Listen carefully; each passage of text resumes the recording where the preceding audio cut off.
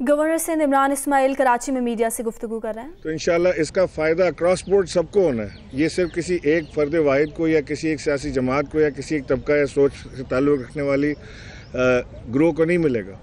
हर शख्स पाकिस्तान का इससे इस्तिफ़ादा हासिल करेगा, उसे फ़ायदा होगा और वो फील करेगा डिफरेंस कि जब एक मुखलिस हुकूमत आती है और उसके ज़माने में जब कोई तेल या सोना या कोई चीज़ दरियाफ्त होती है उससे, या एक ऐसी हुकूमत जो सिर्फ अपने लिए सोचती हो उसके ज़माने में जब कोई दरियाफ्त होती है तो उससे, यानी गोल्ड तो पाकिस्तान में पहले निकला था रिकॉर्ड से, उसका तो कोई फ़ायदा नहीं हुआ अवाम को।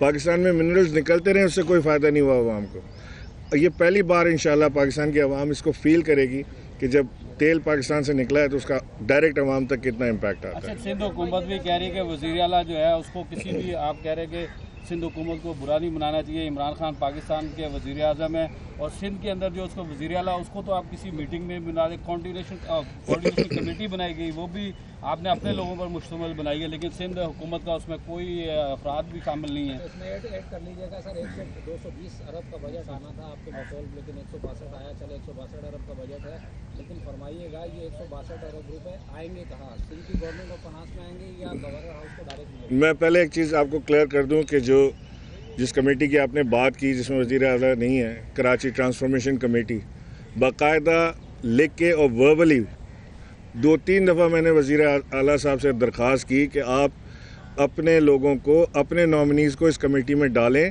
ताकि जो वफाकी प्रोजेक्ट्स आ रहे हैं उनको वो मॉनिटर करें। वो उसी कमेटी को चैलेंज बार बार किए जा रहे हैं कि जी ये कमेटी और वो नहीं है, यानी कानूनी नहीं है। अब मेरे पास का इलाज नहीं है। हमने बड़े खुलूस से दिल के साथ उन्हें दावत दी थी। आज भी उनकी नशिस्तें खाली रखी हैं केटीसी में। जब आना चाहें केटीसी में अपने नुमाइंदे भेजें, हमें ख़त लिखें, हम उनके नुमाइंदों को शामिल करेंगे, कैबिनेट से अप्रूवल लेके उनके नुमाइंदों को डालेंगे। ये मैं आप सब के सामने वर्ड आपको दे रहा हूँ कि जब आना चाहें कमेटी पे आकर बैठें, मॉनिटर करें, मशवरे दें, कोई चीज़ गलत करें तो उसे रोकें, आए बैठें हमारे साथ। मैं तो बुला रहा हूँ उनको, बार बार उनसे कहता रहा हूँ कि जी आप हमारे इस कमेटी पर आएँ, तशरीफ़ लाएँ, KIDCL को भी वॉच करें, कराची ट्रांसफॉर्मेशन कमेटी को भी देखें, वज़ीर आज़म को मशवरे भी दें।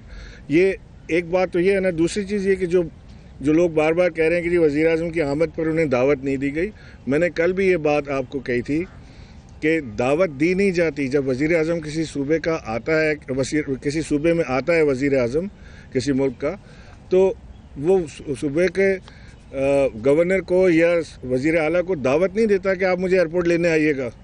वो एक प्रोग्राम भेजता है कि ये वज़ीर आज़म की मसरूफियत का प्रोग्राम है। उस प्रोग्राम के तहत मैं समझता हूँ कि गवर्नर का, वज़ीर आला का, IG सिंध का और दीगर चीफ सेक्रेटरी का और दीगर जो महकमे हैं उनके लोगों का फ़र्ज़ बनता है कि वो अपने मेहमान को, अपने वज़ीर आज़म को जाके रिसीव करें, इज़्ज़त के साथ उसे पेश आएँ, उसे इज़्ज़त दें। ये बुलाए कोई नहीं करता। ये कभी मैंने तो आज तक नहीं देखा। अगर आपने देखा तो मुझे बता दें, किसी वज़ीर आज़म ने लिखा हो ख़त कि मैं आ रहा हूँ और आप मुझे लेने आइएगा एयरपोर्ट। ऐसे नहीं होता। आपको ख़ुद आना पड़ता है और मुझसे ज़्यादा इन लोगों को ये मालूम है कि किस तरह से वज़ीर आज़म को रिसीव किया जाता है। अच्छा गवर्नर साहब, एक कुरैशी साहब और जहांगीर तरीन साहब के दरमियान जो तनाज़ात चल रहे हैं, इसके बारे में आप क्या कहना चाहेंगे? कौन अपनी जगह पर वैलिड लगता है? मैं सिर्फ इस पर कोई कमेंट नहीं करना चाहता। मैं सिर्फ इतना कहना चाहता हूँ कि मुझे ये जो अभी तनाज़ात का जो मैंने देखा टीवी पे हो रहा है, मुझे इस पर इंतहाई रंज है और अफसोस है। गवर्नर सिंध इमरान इस्माइल कराची में मीडिया से गुफ्तगू कर रहे थे।